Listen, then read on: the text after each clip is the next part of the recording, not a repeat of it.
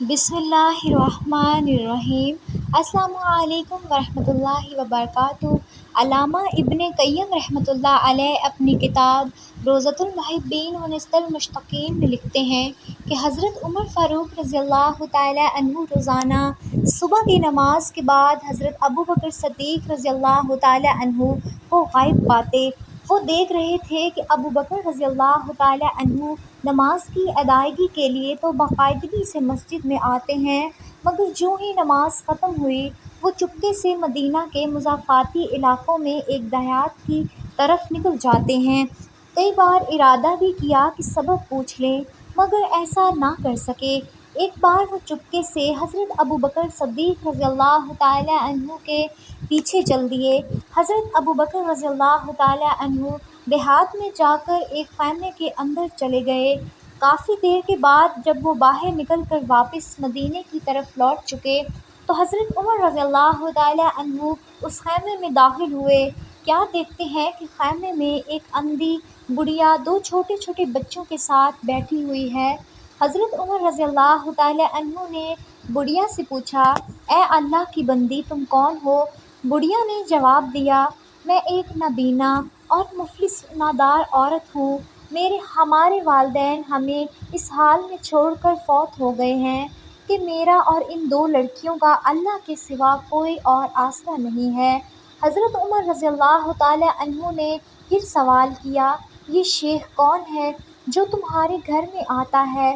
بوڑھی عورت جو کہ حضرت ابوبکر رضی اللہ تعالیٰ عنہ کی اصلیت نہیں جانتی تھی، نے جواب دیا کہ میں اس شیخ کو جانتی تو نہیں، مگر یہ روزانہ ہمارے گھر میں آ کر جھاڑو دیتا ہے، ہمارے لیے کھانا بناتا ہے اور ہماری بکریوں کا دودھ دھو کر ہمارے لیے رکھتا اور چلا جاتا ہے۔ حضرت عمر رضی اللہ تعالیٰ عنہ یہ سن کر رو پڑے اور کہا، اے ابوبکر، آپ نے اپنے بعد کے آنے والے حکمرانوں کے لیے ایک تھکا دینے والا امتحان کھڑا کر کے رکھ دیا ہے۔ ایک رات حضور اکرم صلی اللہ علیہ وسلم لوگوں کے حالات معلوم کرنے کے لیے باہر نکلے تو ابوبکر رضی اللہ تعالیٰ عنہ کو دیکھا کہ وہ پست آواز میں نماز پڑھ رہے ہیں۔ پھر تھوڑی دیر کے بعد آپ صلی اللہ علیہ وسلم کی نظر حضرت عمر رضی اللہ تعالیٰ عنہ پر پڑی تو دیکھا کہ وہ بلند آواز سے نماز پڑھ رہے ہیں۔ بعد ازاں جب وہ دونوں حضور صلی اللہ علیہ وسلم کی خدمت میں حاضر ہوئے اور آپ صلی اللہ علیہ وسلم کے سامنے بیٹھ گئے تو آپ صلی اللہ علیہ وسلم نے پوچھا، اے ابوبکر رضی اللہ تعالیٰ عنہ، میرا گزر تیرے پاس سے ہوا تو میں نے دیکھا کہ تم بڑی پست آواز میں نماز پڑھ رہے تھے۔ ابوبکر صدیق رضی اللہ تعالیٰ عنہ نے عرض کی، یا رسول اللہ صلی اللہ علیہ وسلم، میں اس ذات کو سنا رہا تھا جس کے ساتھ میں سرگوشی کر رہا تھا۔ پھر آپ صلی اللہ علیہ وسلم نے حضرت عمر رضی اللہ تعالیٰ عنہ سے پوچھا، میرا گزر تیرے پاس سے ہوا تو تم بلند آواز سے نماز پڑھ رہے تھے۔ حضرت عمر رضی اللہ تعالیٰ عنہ نے عرض کیا، یا رسول اللہ، میں سونے والے کو جگا رہا تھا اور شیطان کو بھگا رہا تھا۔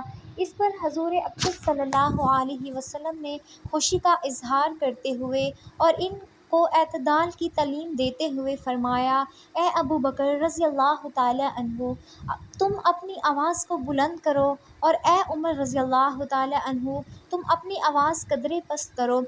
تو ناظرین، آپ سب سے گزارش ہے اسلام سیکھیں چینل کو ضرور سبسکرائب کریں۔